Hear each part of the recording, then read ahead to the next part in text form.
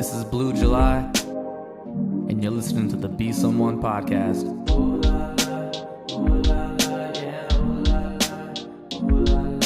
Lights looking bright, the H got the vibe. See my name on the signs, it's my time to shine. When I was cruising 45, and it crossed my mind that I shine like a sun and that I'll be someone.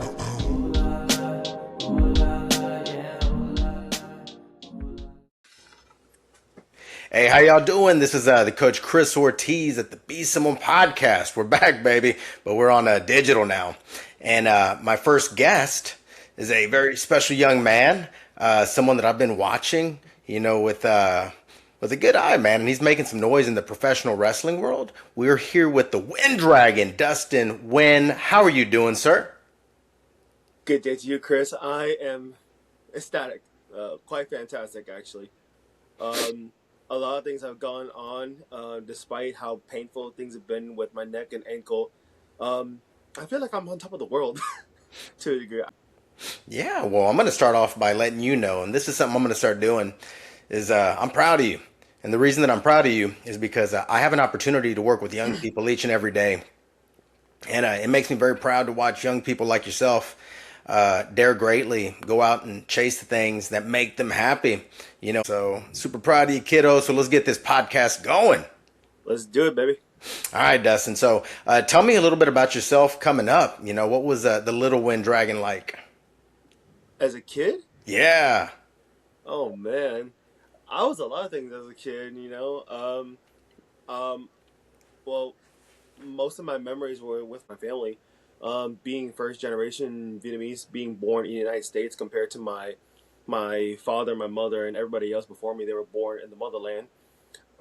Coming to America to seek out the American dream, try to get a better life for themselves and for their loved ones in the future. And I was pretty blessed to have a lot of things as a kid. I was allowed to play some certain games, like, oh, this is cool. And then I grew up like watching old Hong Kong Kung Fu movies with my grandfather. I had the blessing to learn Kung Fu growing up, and then I found professional wrestling.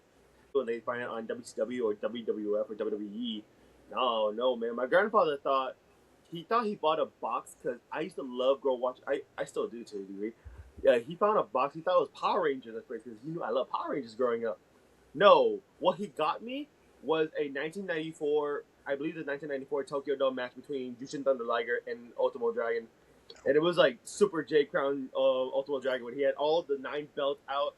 And he had each girl coming out in the Tokyo Dome with each belt. I was like, oh, this is awesome! And more I started like getting into wrestling through Japanese wrestling. I didn't discover American wrestling until like 2008, right as Friday Night SmackDown was on CW39. And the first thing that I saw was Undertaker tombstoning Vicky Guerrero. That was the first thing I saw. I was like, oh, okay. And many things. Growing up with pro wrestling, growing up with Kung Fu, and just going to school like every other kid. But then, as I realized, like, school wasn't really for me. Like, I was good at grades and everything and stuff in between, but I wasn't really sure what I wanted to be. But there was just one day I had really, really stressful semester of school. Like, it was bad. I was sleep deprived. I was cramming everything just to keep the grades up.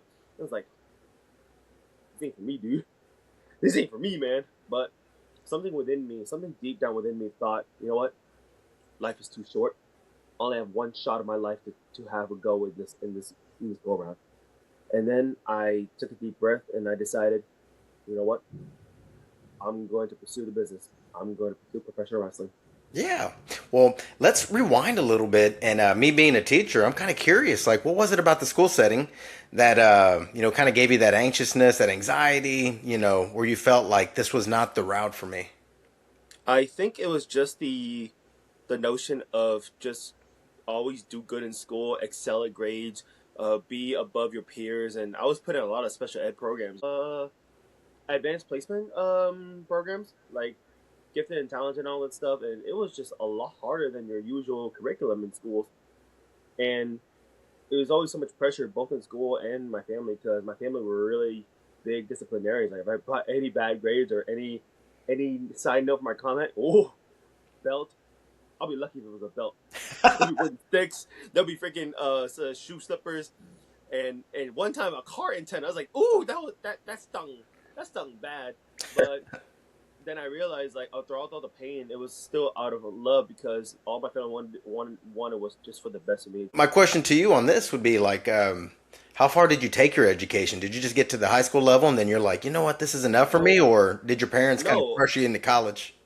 Actually, I finished my basics in college. Like, if I can do it, if I can do it right now, I can transfer to University of Houston, no problem. Um, I just don't really understand like what was there for me to do for university. Plus, I do not want to go into student debt with no direction. That doesn't seem practical to a degree. Um, but I figured that because we only have one life, we only have one time in life to pursue our dreams. I just took the courageous route to just trust myself and let's see where this adventure takes me. How did Because you life is breach? still an adventure. How did you breach that conversation with your parents? Because I imagine your parents looked at you crazy. So I don't know what possessed me to tell my father of all people, but I just told him, Dad, I want to be a professional wrestler, and I swear to you, for a straight minute, it was the longest minute of just silence. We just stared at each other, just silence. He then started to laugh for 15 seconds, and then, just like that, immediate angry scream, "Are you effing stupid, Dustin?" And like, oh my god, that was the longest 25 minutes of just constant shouting because I've grown to understand that because when you've escaped persecution from your home country to go to a new life and you have to work so hard every time, and next thing you know your kid will tell you just want to be a professional wrestler, not a doctor, not a lawyer, not anything practical or what they think is practical. Yes. um, it was kind of out of the ordinary too because I always thought professional wrestling was just a fantasy. I thought it was just something that you have to you got to do a lot of crazy or it was not possible. But I, as you can see right now, it's possible, baby. Yeah. It's Have your possible. parents wrapped their minds around the fact that, you're doing quite well? Honestly, every time I try to tell them, there's like, ah, good for you, good for you, Gong. That's Gong means like it's kind of the equivalent to like mijo or something of the sort, like Espanol, uh, in Vietnamese at least. There's like, hey, good for you, man. Like I think at one point they're just supportive like that. On the backhand, they're still worried, and I don't blame them because wrestling is a tough business on its own. It's a tough profession, both for the body and for the long term. But I I'm always blessed. There's never a day that I go to bed and I look up to the ceiling before I go to bed and say, you know what? I'm living my best life. I'm living a blessed life. Yeah. And I always look forward to wake up another day to continue it again. That's exactly the reason, why I said I'm proud of you. I really wish that more young people, would chase the things that make them happy. We put more energy and time and love into those Yep. things, and who knows what's going to turn up, right? So, what I want to transition to is your martial arts background because you are a martial arts themed wrestler. How far you progressed and how you've managed to work it in, to your quote unquote your gimmick. I'm quite fortunate on this regard because a lot of times I see like the characters of martial artists in wrestling. They're either like they're just someone who just put like do a martial arts character, but they don't know any background. And I look through history. Besides the influence of Japanese wrestling, there were some martial arts standouts. The earliest I could recall was Steve Blackman of the Mm. Attitude Era. He was legit, man. He was like, "Oh, this is so cool." Then then I see the modern age. We have Speedball Mike Bailey, Miyu Yamashita. She is absolutely awesome. Um, Janai Kai is another good example of modern day as well with her lethal kicks. Um, I'm really blessed that the landscape of professional wrestling has grown to admire martial arts in wrestling, especially when you execute well. Um, I grew up as a martial artist first before I was a wrestler. with the way how I envision wrestling is how I envision the storytelling that I grew up with watching Hong Kong kung fu movies. Whether the movies took place in like modern setting or ancient dynasty settings, the fighting and the storytelling and everything that leads up into fights and the way how they choreograph stuff, it's so similar to wrestling. It's so similar when you like dissect it and put it piece to piece. And I'm truly grateful for my scene and everywhere that I get to wrestle and anyone who I get to work with in wrestling. They try to take the time to understand why or how I see matches, how I want to portray my matches, because I really truly do want to bring this like this lost edge of martial arts cinema to a degree. Because nowadays martial arts cinema is not really popping because we there's less martial arts actors, and everybody from the old times from like 1980s, 1990s are all retiring. It's too old, and like wrestling, it's so taxing on the body because they were doing it for real in those Mhm. old movies. Like it's all one take. I'm like, oh, but you know what? Wrestling's one take too, Yes, it is. and if you mess up, you mess up. But it's okay. Um, and I felt like it was a match made in heaven, especially for me. Um, and again, like it's so heartwarming that wrestling allows me to express my love for both wrestling and martial arts. And the Wind Dragon character is the very personification of my upbringing as a person and as a storyteller. Yeah. Well, I think that's part of your mass appeal is like when I have an opportunity to watch you wrestle, it kind of brings me back to Saturday mornings, at my grandma's house or at my dad's house, watching these kung fu flicks. Um, have there been any times like where this particular style has been scoffed at and people are like, "This will never work, Dustin. You need to do something else." Surprisingly, no. Mm. I've not really gotten that, but besides like some people view my character as just only as a character, Hmm. like to a degree, that can be a compliment yet, like a backhanded to a degree, depending on how you look at it. Um, because at the end of the day, I'm still a wrestler. No matter what character I portray, it's always deep rooted as a professional wrestler. And would it ever work? Who knows? You gotta try it. You gotta try at least one time. Yeah, it's working. And as far as I see, like right now, like you're one of one, and that's truly, I think, what makes the whole character special. It's you. It's just turned up to a level 10. Yes, and I want to believe this. Like certain gimmicks, especially in American wrestling, they weren't really regarded like they were just only classified as characters and just an act. But I've never really seen like someone like me and someone of martial arts that would be believable in the sense of like, I want to see him win the world title, or like I want to see him against this guy, because at its core, like martial arts, it can be legit as you can be as however you want, however you need to apply it. And with pro wrestling, the thing we have to sell is the believability of our performances in our matches, because we have gone more distant with um, the believability of professional wrestling, because the curtain's been pulled so many back so many times. It's all an act, and as forbidden knowledge to the general public, it just makes everything that we put into in the ring a lot more difficult to convey. But at the same time, the fact that we can still be able to make people believe that one sliver of belief that just captures people's attention, that tells me that there's still magic in our business. And I hold on to that belief every day, because I believe I believe wrestling is something special. And the fact that people tell me that the Wind Dragon character and my presence and my work is special, it's something I never take for granted.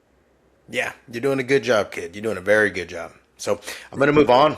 Um, let's talk about like you getting into pro wrestling because when I was younger, there was very few wrestling schools. where did you go? How did you go about finding it, and what's been your experience? Honestly, my experience was it's a tall tale, man. It's a tall journey. Um, I didn't really know where to start looking for. I just tried to look up like, hey, wrestling school, where can I go? And there was one like 1 hour away from me. I'm like, oh, huh, okay, okay, let's try it. And seeing a ring for the first time in person, I was like, oh, that's a lot bigger than I thought. Oh, it's a lot more grand. It's a literal stage. It's a literal stage, and it was tough. Um, like wrestling training was so different compared to kung fu training. It's a whole new world on its own, and not only the curriculum but also the mannerisms and the amount of work and dedication you got to put in just for a sliver of chance to be able to perform a few minutes on that grand stage, you know. But then one day, I it was after like Mania Dallas. I forgot which one. Around 2022, 2023, somewhere around there. I then met my trainer, JJ Blake. Like I can still remember. He was wearing his red Flash sweater, Justice League cap, and he had like a Green Lantern sweatpants. I was like, I can tell you verbatim, literally the day I met JJ, and I was like, I looked at him, I was like, "Hi, sir, I'm Dustin. Nice to meet you." And him was like, "I'm Blake. Nice to meet you." It's a good impersonation. I, I spend every day with him, man. Like it's so ingrained. He didn't have to do this, but he like all of a sudden like myself and a couple of my day ones, we were just like not really sure what to do for class, and he just stepped in, was like, "Yeah, you guys, real quick, yeah," and then proceeded to open my eyes, like, wow, because like he loves to teach. It's ingrained in his heart, and it's ingrained within his being. And our first thought was like, wow, he talks a lot. Well, I like the way he's talking, and I can listen to him telling stories all day. Like there are times like we would like myself, Dream Team 8 Day, like stay with him till like 2 a.m. because he would tell us all the stories after class. And like, and the fact that he wanted to stay with us and just tell us, even though he had to go to work in 4 hours, it's insane. Um, and so then he told us the good old, all right, guys, come to 7122 Avenue B. Be here at 4:30. Okay. Then there we hold the old, iconic, dingy ass Houston Premier Arena, HPA. the HBA. Uh, that's how it all started, man. There was all of us together. Myself, Dream Team, 8th Day. We did not miss class together, not once. Like I think for like a total of 8 months straight, I did not miss a single class before I made my debut at Texas Contender Series 11, and that was just to get to my first match because I really want to be a professional wrestler so bad, and I have everything to give my sincerest gratitude to both JJ Blake and Kiefer Bartek for allowing me to live my dream. Yeah, well, let's talk about the Houston Pro Wrestling Academy, Yes, yes, the spot that you work out at. Y'all have recently upgraded to a new facility over there off Jensen Drive. Tell me, like, yes, sir. how have things been over there, and how has like the whole school and culture and everything improved, by moving into a new building? Honestly, a lot of a lot of a lot of pieces came together throughout this whole entire journey of our school. Um, we're really lucky that JJ had extensive experience with being a head trainer of a wrestling school, and not only that, trained some of the best wrestlers that we see today. Roxanne Perez, Kylie Ray, AQA.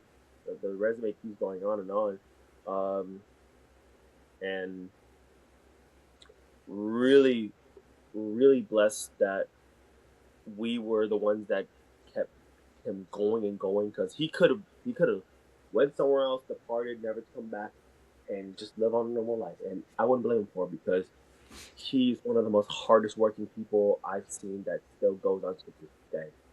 And I never take anything for granted from him. And that's why I call him Sifu. Like my martial arts instructor, I grew up calling him Sifu because he taught me kung fu. But with JJ, um, he's like a little father to me, man. Like he does more than just wrestling stuff with the school. He helps me with my life. He guides me, and he literally checks on me, just like, hey, how's your family doing? Hey, what you doing here? Hey, how's your girlfriend? She still using my IWTV account? Yep, yep. Now with that, a lot of things just came up together. We lay the foundation of our curriculum.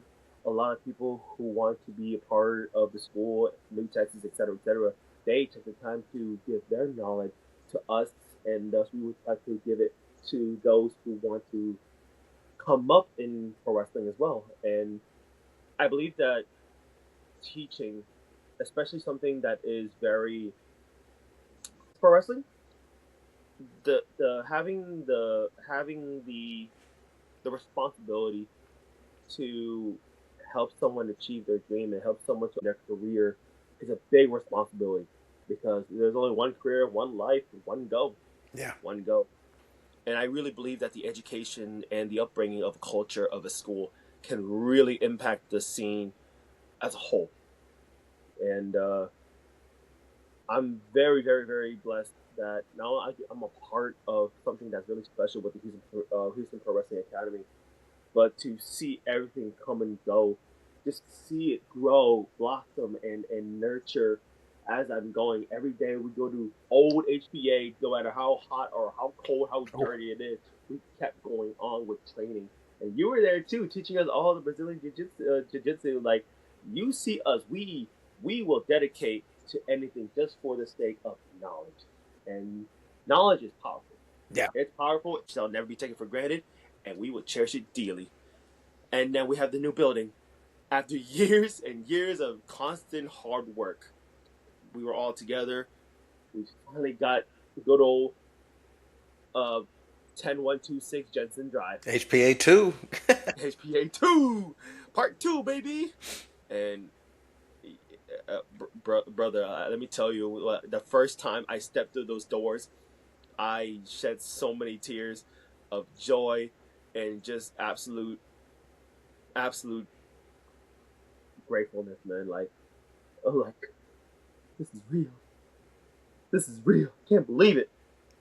But the mission and our responsibilities, it's still the same.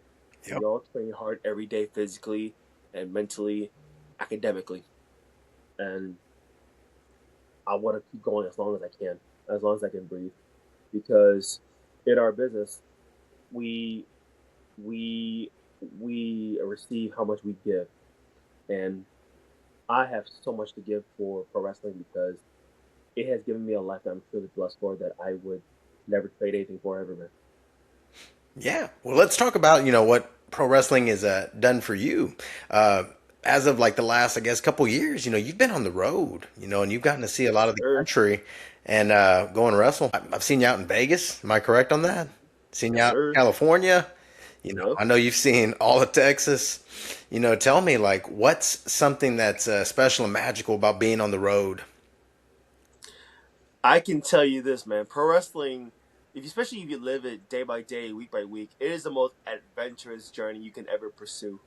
You'll meet so many people. You'll see so many things. You'll make so many memories with going to all these different types of venues, experiencing different types of cultures wherever you go, and the clash of styles, both in ring and out of the ring, it's magnificent, man. It's harmonious, per se.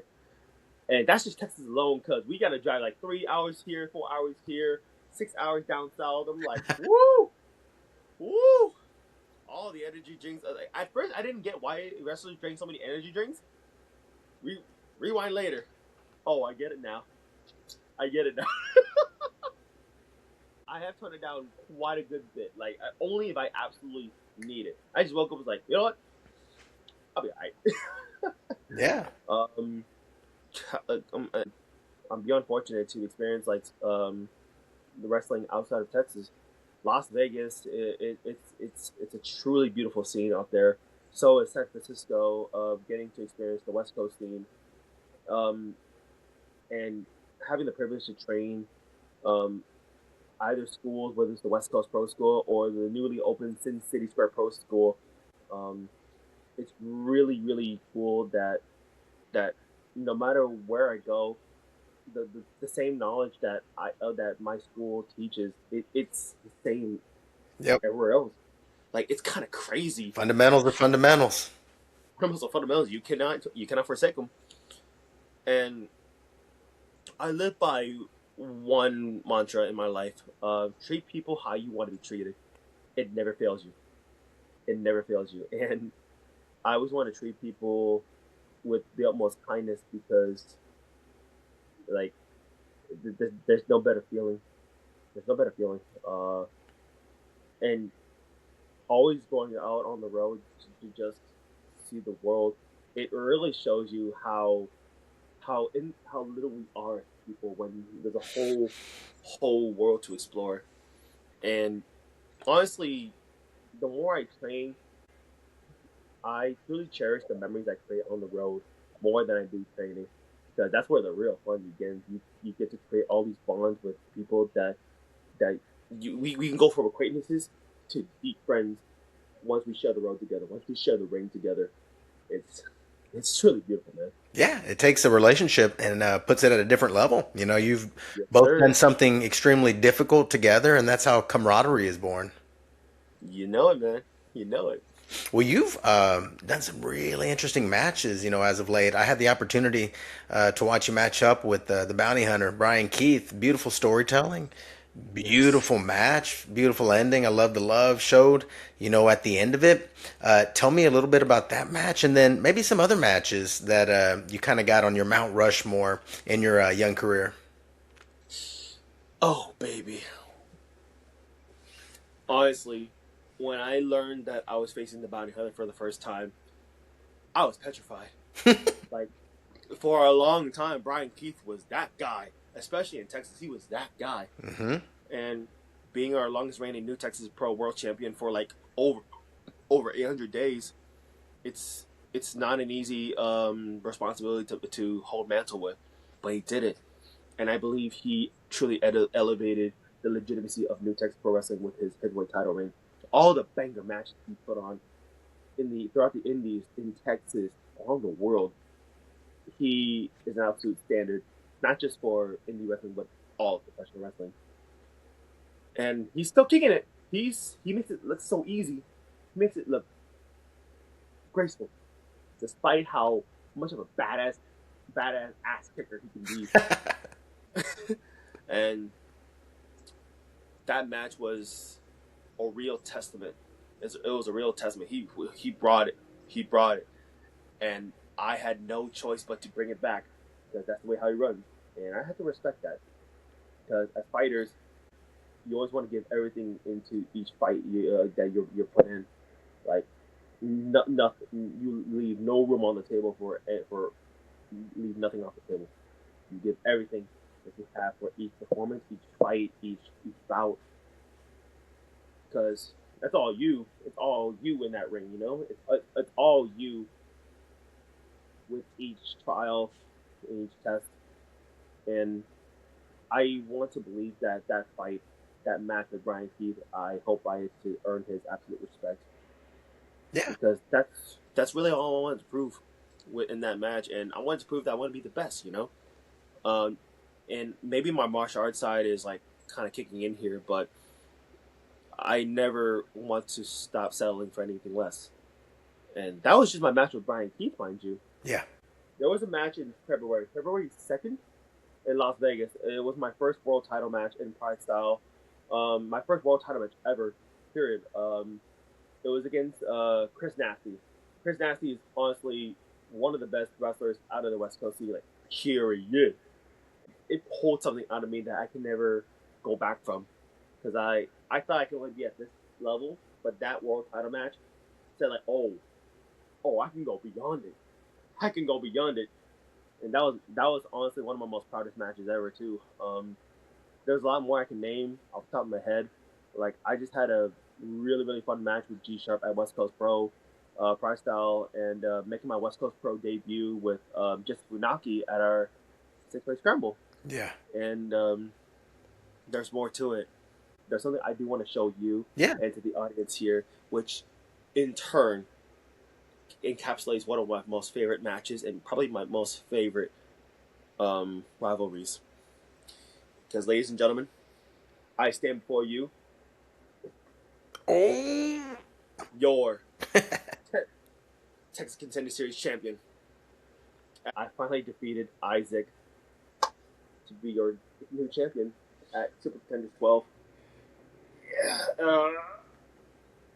And that's why I'm a little in pain right now, because we went to war. We went to war just to be the best.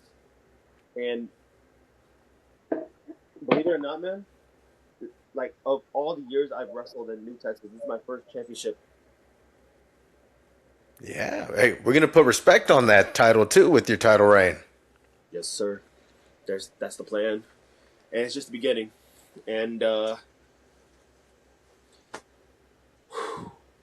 I thought this belt would be heavy when I first carried it, but my body and spirit of after everything I've gone through felt more heavier with the support of the crowd. It's one of the most humbling feelings that I've ever got to achieve, and not many people get to achieve it. But like I said, we receive what we give, and I'm willing to give everything for pro wrestling. Isaac was a very worthy opponent. You know, he's been Yes, around for a minute. You know, he's pretty beefy too. for a hot minute, and believe it or not, our championship bout for this title, that was our 8th match, 1-on-1, our 8th. Oh, And this is the first time that you were able to get him. I think this is our first time to get it for a title. Okay. All of our other matches were just like straight 1-on-1s. We just hated each other. Like we have a lot of differences. The fact that this was our 8th bout together, and it was for the title too.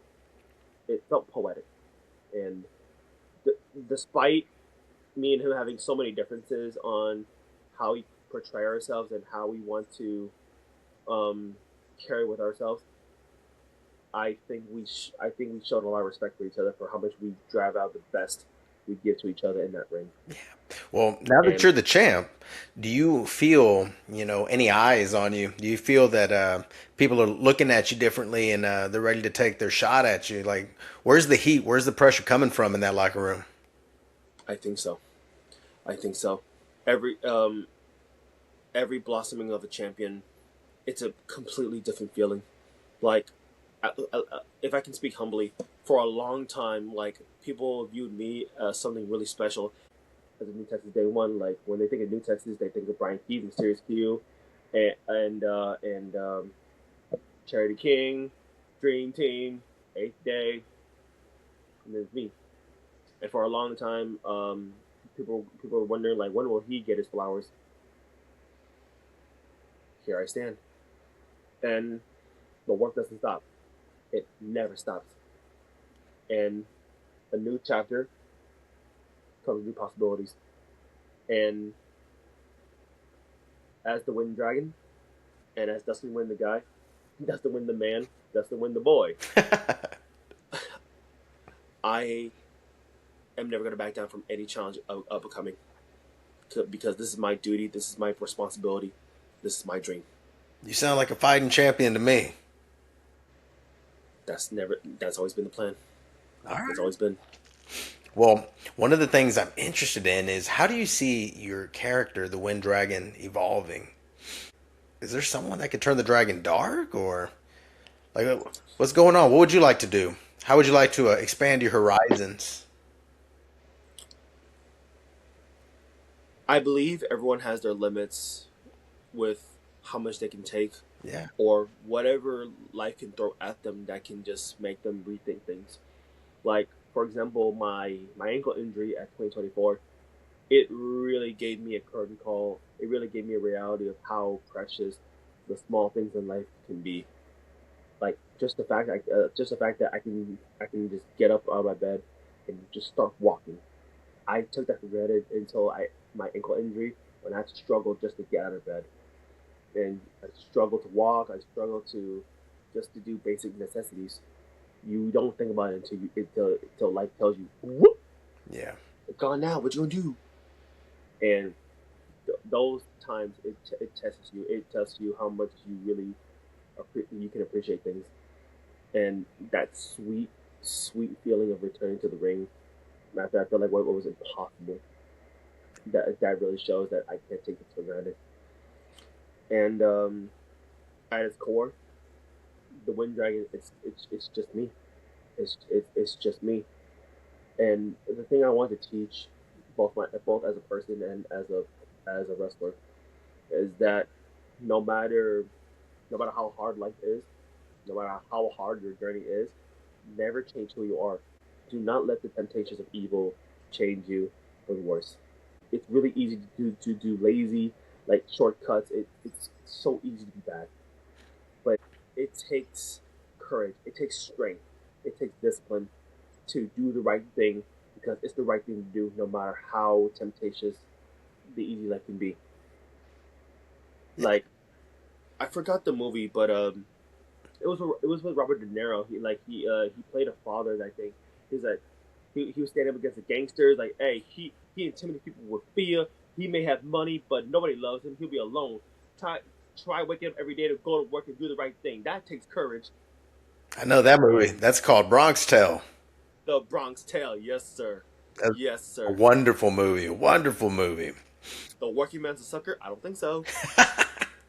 I'd like to know, like, who are, one or two indie stars that you'd like to lock horns with, if given the opportunity. And then after that, I'd like to know one or two, we'll call them top of the food chain, AEW, WWE type talents that if this fairy tale ends the way that I think it's going to end, that you'd like to lock horns with and see who's the better man. All right, putting me on the spot here. Yes, I am, man. But I'm a big believer in, kind of talking these things into existence. I sat with Brian Keith, and he talked about, a couple of the guys that now he's sharing a locker room with and that he's had the opportunity to actually like wrestle. So I've seen it go from what we're doing right now to, someone making a very generous salary doing what he loves against his heroes. Yes sir. Uh, if there's one person right now, not only I can learn a lot from myself, but from him, I think he'll be bring the best out of me in a different way that I can think of. I'd be LeBron Cozone, LeBron Cozone of North Carolina. Being the head trainer of the FSPW school and being the a found of a forefather founding member of the Deadlock Pro roster and Deadlock Pro World Champion too.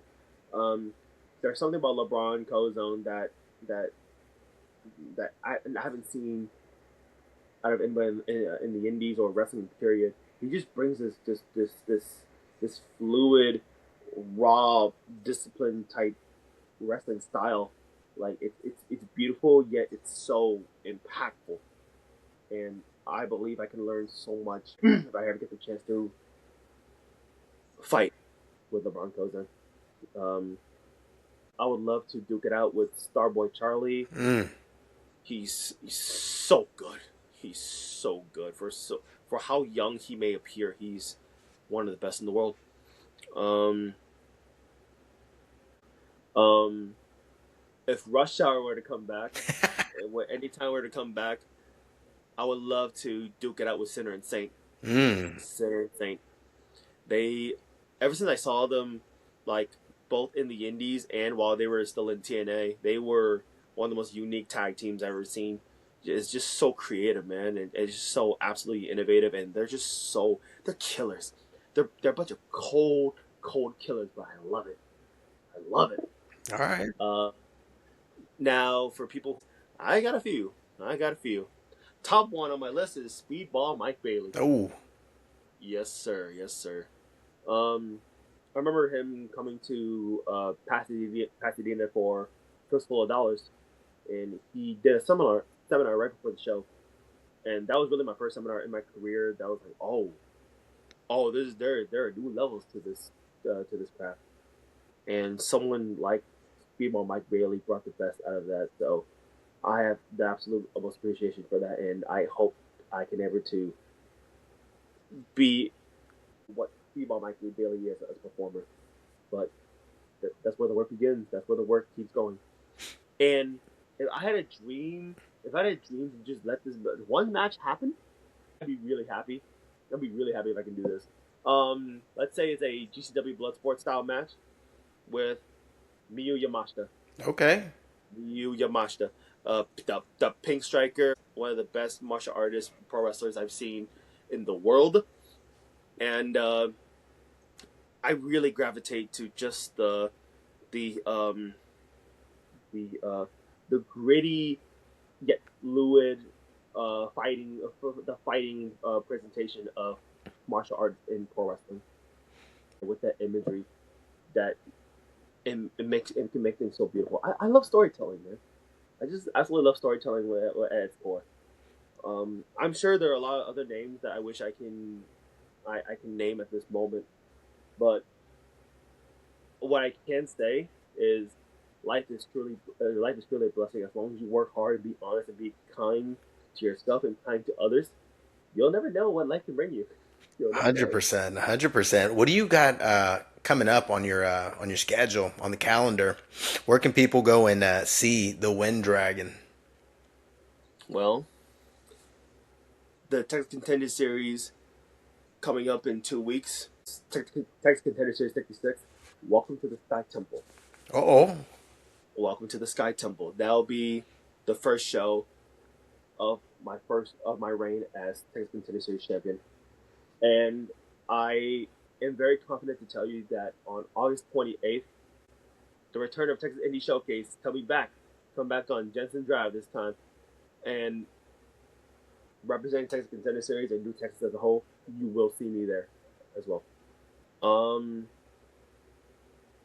Yes, August 23rd. I am proud to say that I will be returning to Las Vegas at Pride Style Pro Wrestling to face against my WrestleMania week rematch against Nick Xander, who is arguably the most hated individual in all Pride Style Pro Wrestling right now. And I got a lot of unfinished business on that regard. well, if I could say something, I would say, what's a shark to a dragon, right? I get a lot of Sharknado references with it lately. And there's another.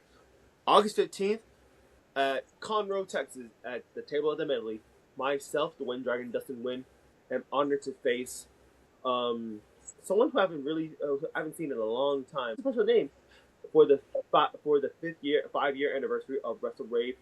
I'm honored to face JTG. Oh, JTG. One half of Prime Time, a big legend from the 2000s. yep. And honestly, of all people to face, I'm truly honored that I'm the one who's going to be facing JTG. Oh, there are 2 more matches I'm proud of in my career. Yeah. My first time wrestling Danhausen at Inspire in 2024.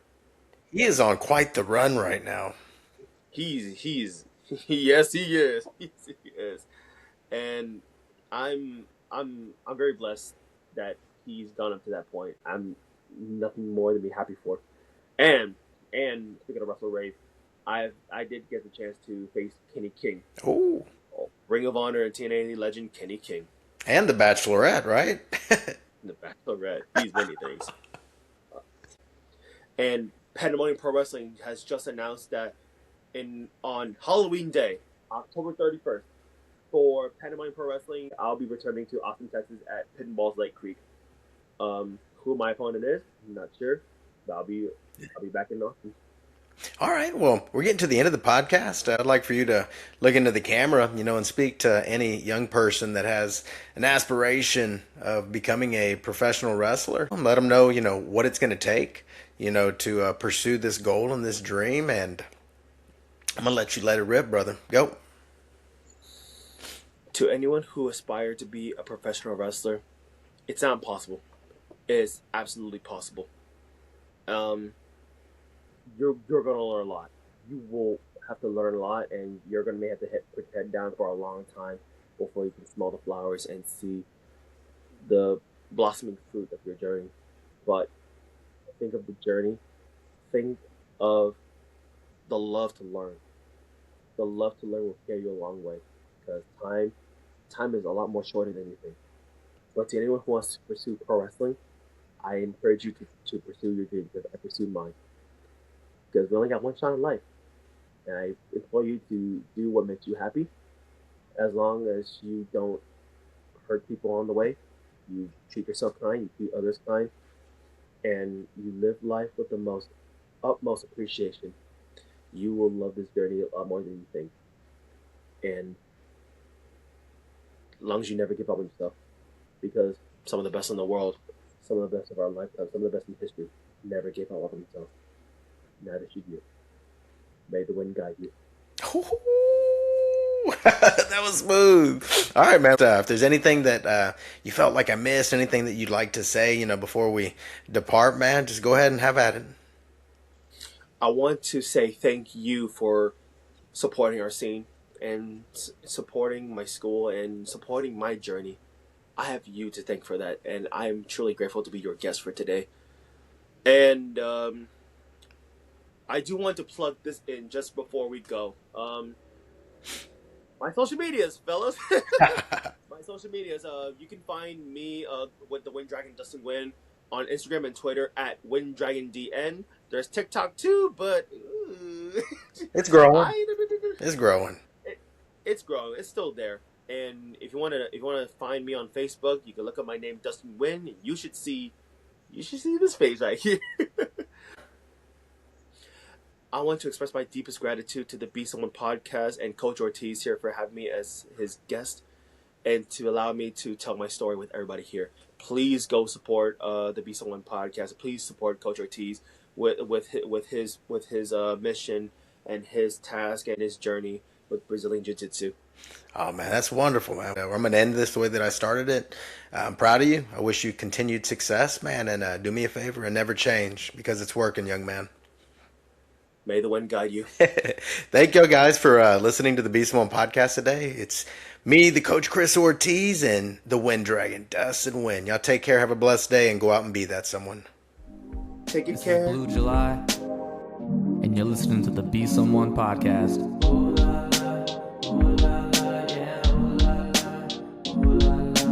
Lights looking bright, the H got the vibe. See my name on the signs, it's my time to shine. When I was cruising 45, and it crossed my mind that I shine like a sun and that I'll be someone.